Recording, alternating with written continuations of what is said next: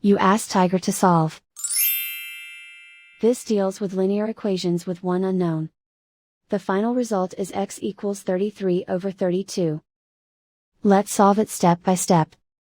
Simplify the expression. Multiply the fractions. Expand the parentheses.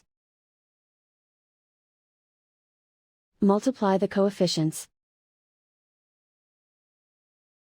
Simplify the arithmetic. Break up the fraction.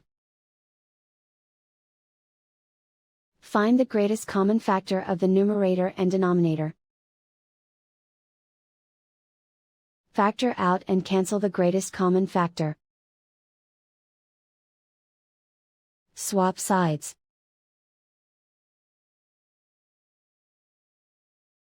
Group all constants on the right side of the equation. Add 8 to both sides. Simplify the arithmetic.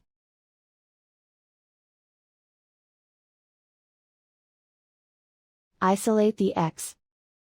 Multiply both sides by inverse fraction 3 over 32.